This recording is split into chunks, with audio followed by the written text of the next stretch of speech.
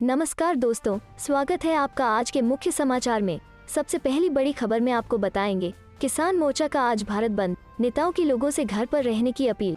इसी के साथ दूसरी बड़ी खबर में जिक्र होगा कि बिना अनुमति गुर्जर महापंचायत के लिए इकट्ठा हुई भीड़, कई नेता हिरासत में, अखिलेश उतरे समर्थन में। तीसरी बड़ी खबर में आपको बताएंगे कि प्रियंका गांधी की रैली में सभी न्याय पंचायतों से जाएगी एक एक बस। दोस्तों, हर एक खबर की गहराई में आपको ले जाएंगे, लेकिन उससे पहले अगर आपको भी ऐसा लगता है कि भाजपा की उल्टी गिनती शुरू हो चुकी है तो आप अभी इस वीडियो को लाइक कीजिए और इस लाल बटन को दबाकर चैनल को सब्सक्राइब करके घंटी बजाइए और कमेंट में लिखिए जय हिंद। किसान मोर्चा का आज भारत बंद, नेताओं की लोगों से घर पर रहने की अपील।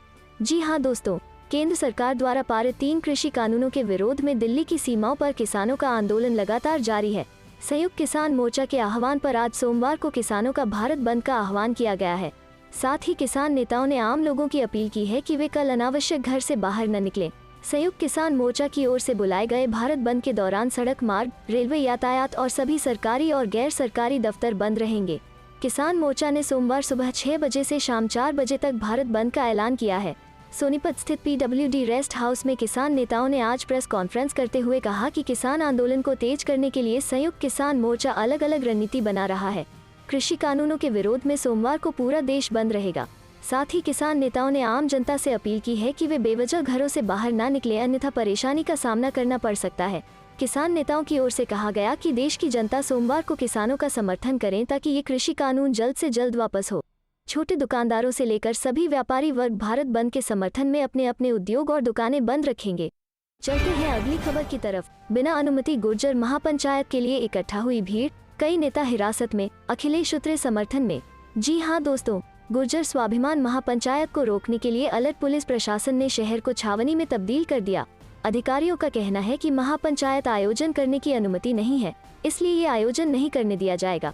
इसी बीच दादरी के चिठेड़ा गांव के मंदिर में गुर्जर महापंचायत के लिए इकट्ठा हुए लोगों को पुलिस ने हिरासत में ले लिया।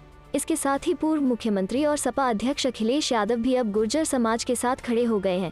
ट्वीट कर कहा, हम हर समाज के मान सम्मान के साथ हैं। महापंचायत में शामिल होने पहुंचे सपा नेता राजकुमार भाटी ने जब पुलिस की कार्रवाई के विरोध में दादरी में जाम लगाने का प्रयास किया तो पुलिस ने भाटी और कई अन्य सपा नेताओं को भी हिरासत में ले लिया। वहीं पूर्व सांसद अवतार सिंह भड़ाना ने कहा कि जो घटनाएं पिछले दिनों घटित हुई हैं, उसको लेकर पंचायत में जाना चाहता हूं, लेकिन पुलिस प्रशासन और सरकार दमन पर उतर आए हैं।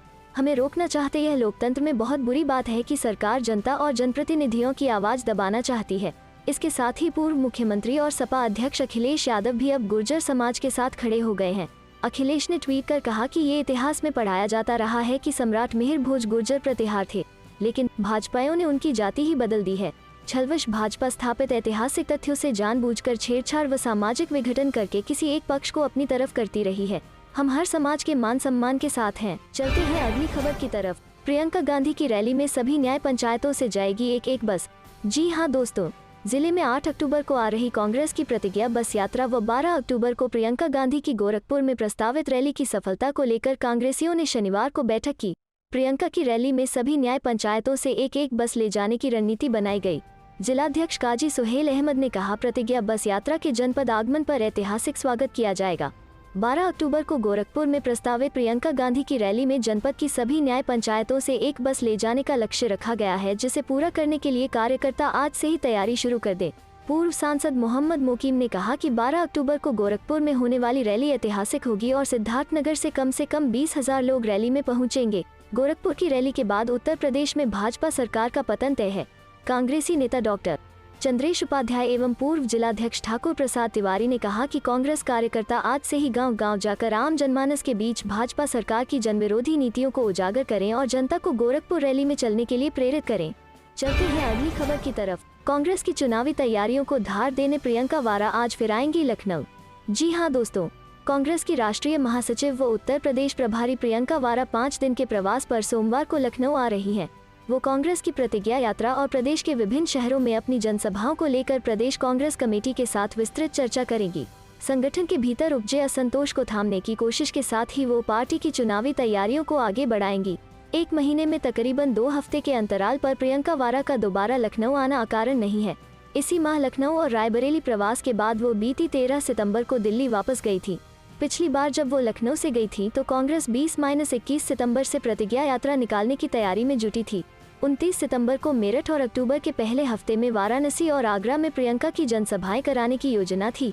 कांग्रेस के प्रदेश संगठन में असंतोष और उथल पुथल थमने का नाम नहीं ले रही है। जितिन प्रसाद के कांग्रेस छोड़कर भाजपा का दामन थामने के बाद मिर्जापुर की मड़िहान सीट के पूर्व विधायक व प्रदेश कांग्रेस के उपाध्यक्ष रहे ललितेशपति त्रिपाठी ने भी बीते दिनों पार्टी की सदस्यता से इस्तीफा दे दिया। लिहाजा पार्टी अब प्रतिज्ञा यात्रा और प्रियंका वारा की जनसभाओं का सिलसिला पितृपक्ष के बाद नवरात्र में शुरू करने की तैयारी कर रही है। चलते हैं अगली खबर की तरफ। सुप्रीम कोर्ट के चीफ जस्टिस बोले महिलाओं को न्यायपालिका में मिले 50% आरक्षण। जी हाँ दोस्तों, भारत के मुख्य न्यायाधीश एन.वी. रमन्ना ने कहा कि हमें न्यायपालिका में महिलाओं के लिए 50% आरक्षण की आवश्यकता है। उन्होंने कहा कि देश के सभी लॉ स्कूलों में कुछ प्रतिशत आरक्षण की मांग के समर्थन की पुरजोर सिफारिश करने की जरूरत है। यह महिलाओं का अधिकार है और वो इसे हासिल करने की हकदार हैं। सीजेआई ने ये बात सुप्रीम कोर्ट महिला वकीलों को संबोधित करते हुए कही।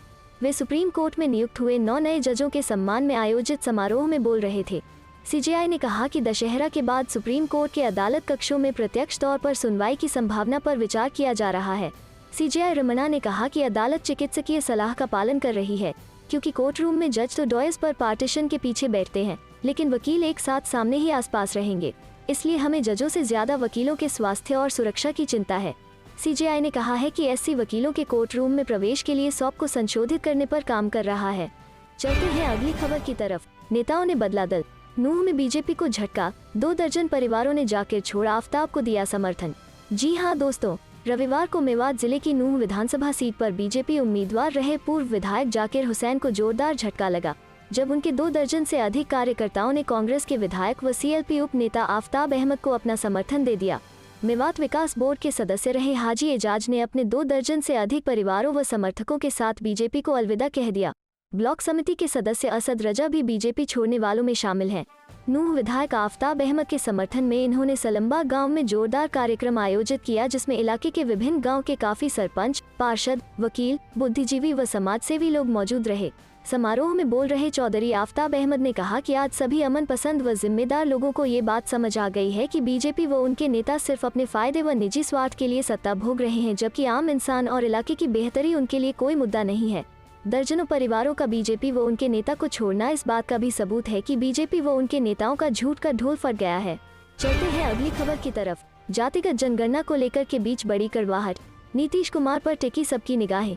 जी हां दोस्तों, जातिगत जनगणना पर केंद्र सरकार ने अपना रुख स्पष्ट कर दिया है। केंद्र सरकार की ना के बाद सबकी निगाहें सीएम नीतीश कुमार पर टिक गई हैं।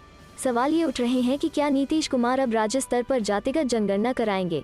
लेकिन इस बीच बीजेपी का एक और बड़ा फैसला आ गया है। बीजेपी ने राज्य स्तर पर भी जातिगत जनगणना को सपोर्ट करने से इनकार कर दिया है।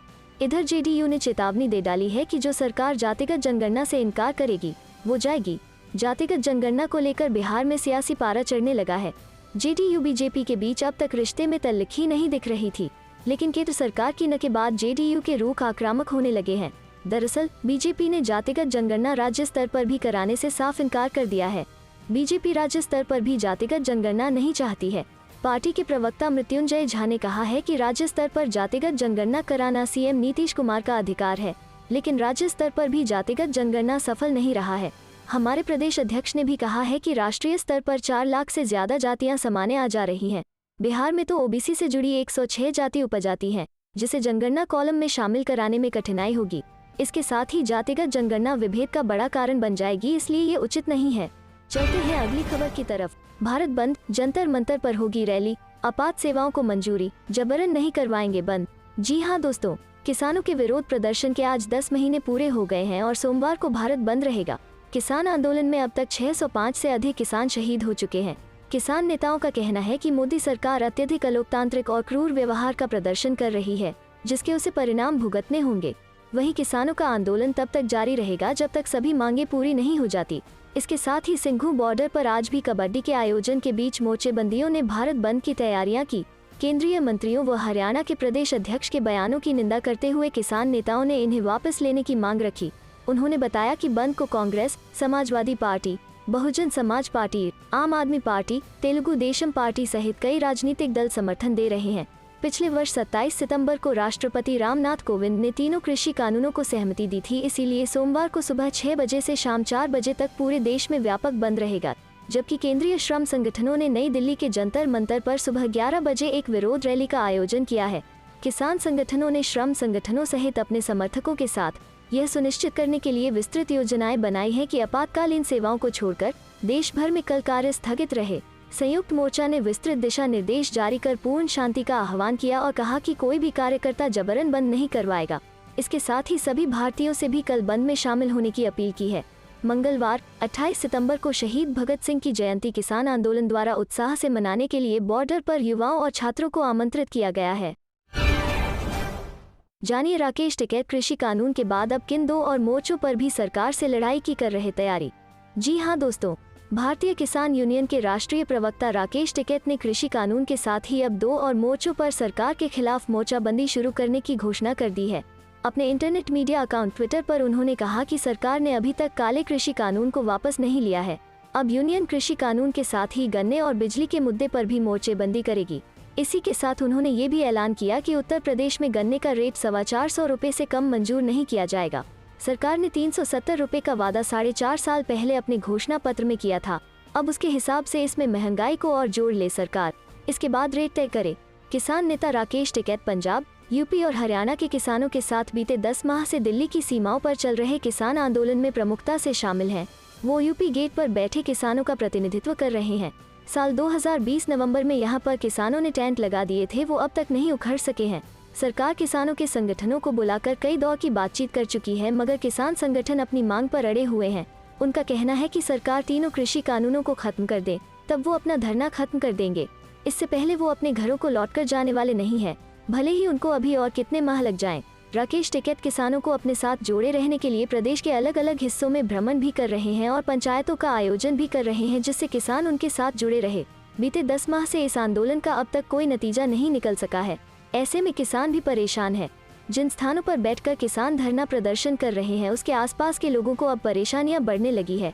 गाँवों के किसान पंचायत करके रास्ता खाली करने की मांग कर रहे हैं, मगर कोई सर्वमान्य हल नहीं निकल सका है। इसी बीच अब टिकैत ने अपनी मांग में 2 अन्य चीजों को भी जोड़ दिया है। चलते हैं अगली खबर की तरफ। किसान कल करेंगे भारत बंद, बैंक यूनियन और विपक्षी दलों ने किया समर्थन का ऐलान। जाने पूरी खबर।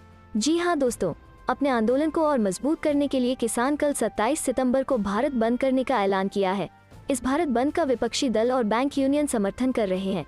केंद्र सरकार द्वारा पिछले साल लाए गए कृषि कानूनों के खिलाफ किसान 10 महीने से आंदोलन कर रहे हैं।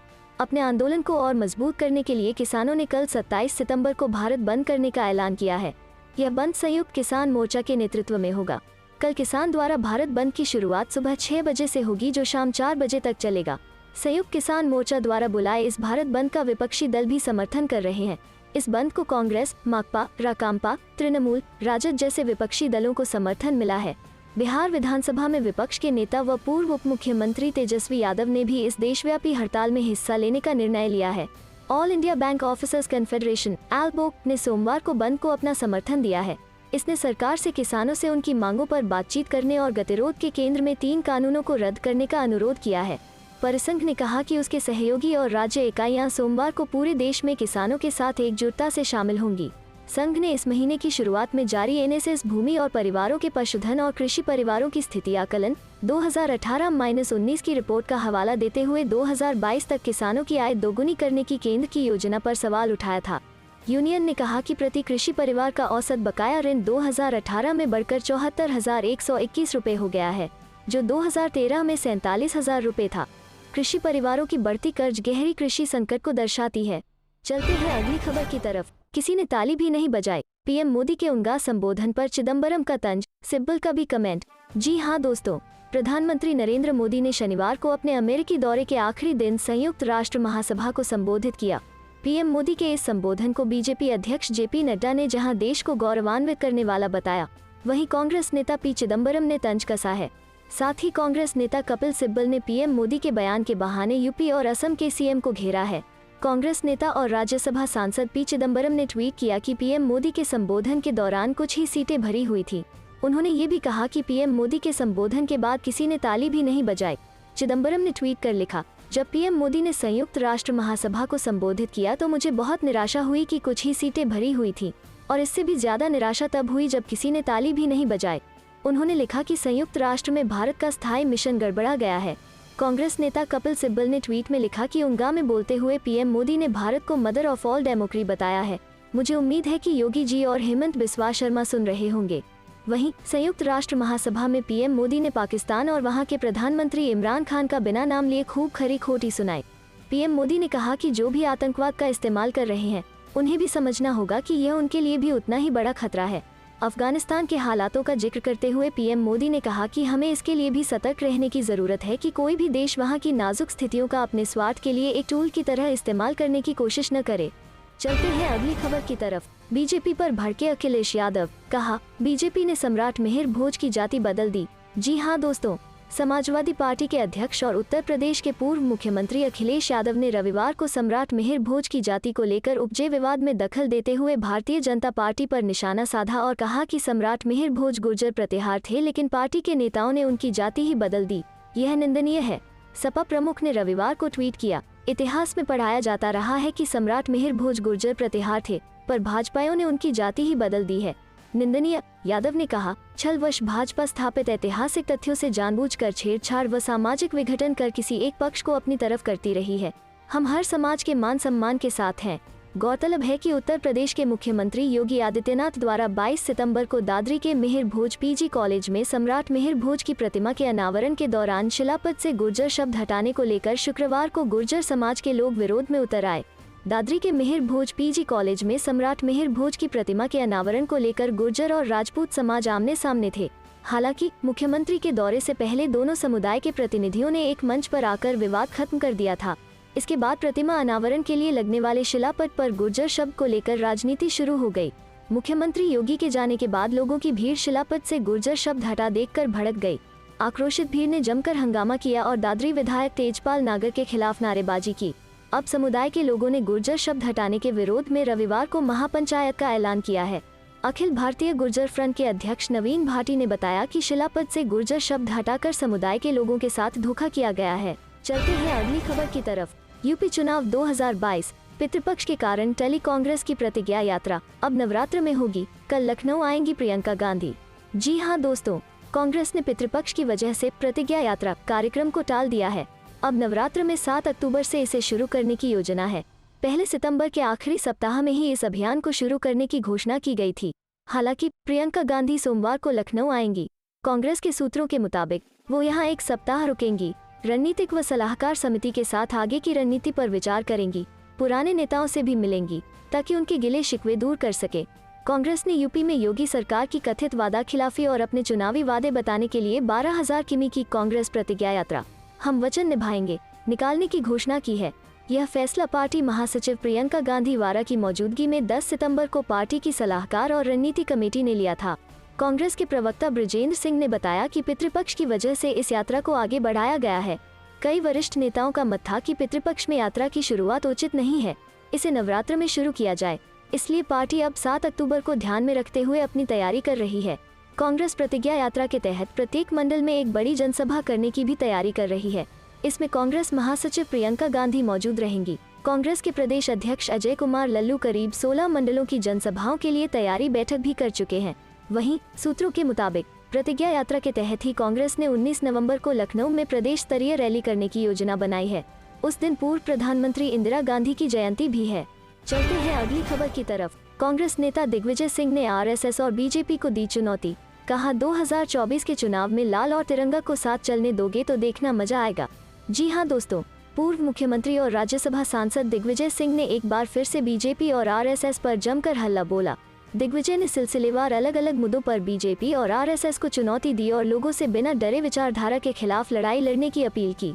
दिग्विजय सिंह ने दंगों के लिए सरस्वती शिशु मंदिर को जिम्मेदार ठहराते हुए कहा कि बचपन से सरस्वती शिशु मंदिर से ये लोगों के दिल और दिमाग में दूसरे धर्मों के खिलाफ नफरत का बीज बोते हैं। यही नफरत का बीज आगे बढ़कर सांप्रदायिक सद्भाव बिगाड़ता है, धार्मिक उन्माद फैलाता है और देश में दंगे फसाद होते हैं। दिग्विजय सिंह ने कहा कि यही बात हर धर्म कहता है। हमारे हर व्यक्ति को आस्था के अनुसार धर्म को अपनाने का अधिकार संविधान ने दिया है। दिग्विजय सिंह ने सभी विपक्षी दलों से बीजेपी के खिलाफ एक मंच पर आने की अपील की। दिग्विजय ने कहा कि देश में उन लोगों का राज है जिनकी विचारधारा से हम लोग शुरू से लड़ते रहे हैं और आज वो समय आ गया है जब सभी दलों से मिलकर जो बीजेपी और संघ की विचारधारा के खिलाफ हैं, उनको एक मंच पर आना होगा। दिग्विजय ने कहा कि एक समय संघ ने कहा था कि ये समय है कि सारे हिंदुओं को ब्रिटिश आर्मी में भर्ती करें और उनका साथ दें। बुनियादी तौर पर इनकी विचारधारा को समझने की आवश्यकता है, इसलिए ये देश में इतिहास बदलने का प्रयास कर रहे हैं। ये शपथ लेते हैं भारतीय संविधान की, लेकिन सारे काम इसके विपरीत करते हैं। इनका संविधान पर विश्वास नहीं है और इसलिए हम सबको हमारे आपस में अनेक राज्यों में विवाद हो सकते हैं। हमारा लेफ्ट से केरल में विवाद है, बंगाल में टीएमसी से विवाद है, लेकिन राष्ट्रीय स्तर पर जो हुकूमत है वो भारतीय संविधान के खिलाफ है। लेकिन ये भूल जाते हैं कि अगर इस भारत के अंदर लोकतंत्र नहीं होता, संविधान नहीं होता, तो मोदी जी भी प्रधानमंत्री नहीं बन पाते।